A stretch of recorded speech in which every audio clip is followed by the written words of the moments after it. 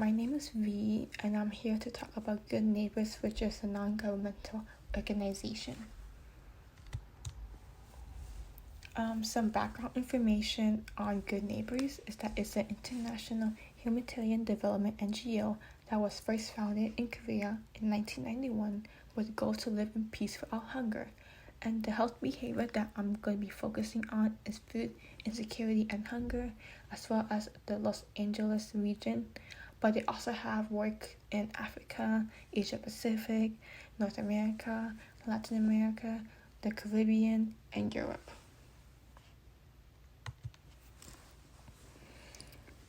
So around the US, there is an estimated of 1 in 9 Americans who are food insecure, which is roughly about 37 million Americans, and including more than 11 million children in 2018 that are food insecure.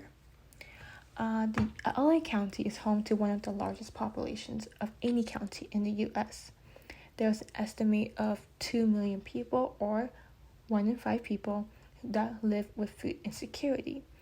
And food insecurity is often related to hunger, but they're very different. So hunger refers to a personal physical sensation of discomfort, while food insecurity refers to a lack of available financial resources of food.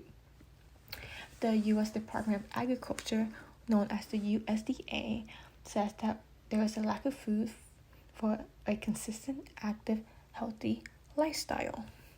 So the USDA also divides food insecurity into 2 categories.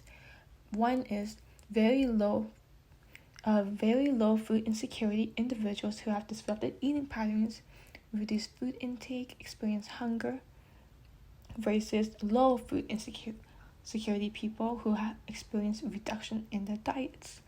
And these people may have to have skipped meals or buy unhealthy foods that are full of fat, salt, or sugars, since they are more affordable and accessible, which puts themselves at risk for diabetes, high blood pressure, obesity, depression, and other health conditions.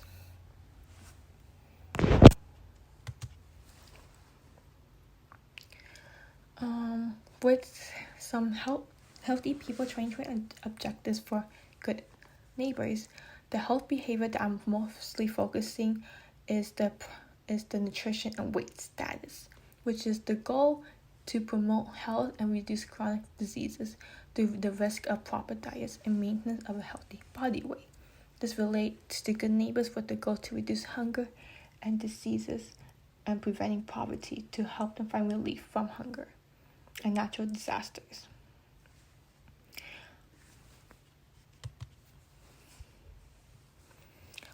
Some more information on Good Neighbors is that it's a non-governmental organization. They help communities identify causes of poverty and oppression, raising human rights awareness, empower people to address social issues, and promoting cooperation.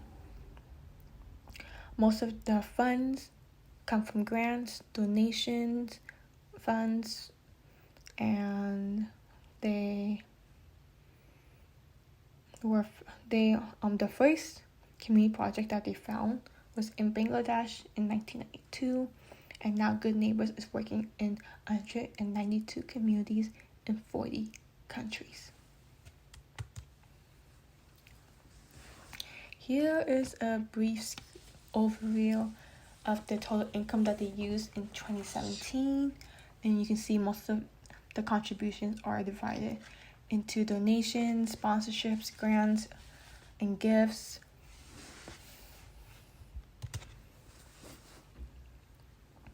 So their history and mission core values. They're founded in 1991 in Korea.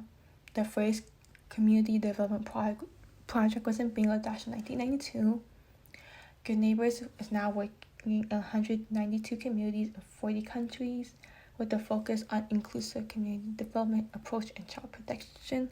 And they will have more upcoming projects since COVID, since more people will be needing more help. Some of the core values they prioritize is they're working in any place regardless of race. They prioritize the rights of children and they promote sustainable development of individuals and communities. Some volunteering and internships. Volunteering, they help on new and ongoing projects, improving the environment, donations, and fundraising, and internships that they do for staff is that the advocates provide social, intellectual, emotional, and physical development activities to meet the needs of children and adults. Some responsibilities include following guidelines to meet the program objectives. They monitor client safety and sanitary, while students, they have office and clerical duties and outreach. Here are some of the programs that they're on. They have one for hunger, child protection, the right for education, the right of health, sustainable environment living, building democratic communities, helping people with solidarity and cooperation, and protecting from natural disasters. Program marketing, they rely heavily on donations and financial contributions from individuals, and they offer necessities and more, such as pet food, personal care items, dental health supplies, diapers, cleaning supplies, household items, clothing, school supplies. Some strengths and weaknesses. Strengths are that they help families and communities for free, but donations and contributions are tax deductible. The weaknesses that they only rely on donation and contributions, so this creates a lot of restrictions and limits on what they can do.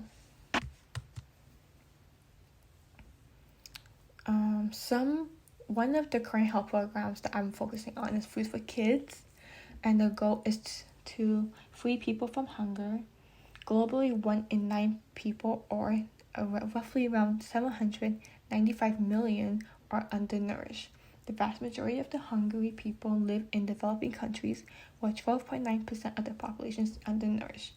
Poor nutrition causes nearly half of the deaths of children under 5, which is about 3.1 million children each year. This is the result because food is delivered unfairly. It goes to the markets where prices are high, not where people need it desperately. This program is still ongoing in developing countries, and they partner with several agencies to help them, such as the World Food Program, the KIBC, the Children's Rights, COCA. Cultural competence. Some skills, behaviors, and attitudes needed are communication, which is to work closely with fellow volunteers and the people you serve. Compassion is needed to consider different perspectives and situations. Commitment is needed to volunteer for a cause that you truly care about. Last but not least, strong work ethics are important because it allows you to help others while maintaining a positive attitude. Good neighbors maintain professional accountability and transparency by reporting to the donors on the status of projects and finances. They also have an education project, which is where 40% of the countries that provide girls and boys with equal access to education, but girls are more likely to never enter primary school than boys. So they really emphasize on equal education. And these are my references. Thank you for coming to my presentation.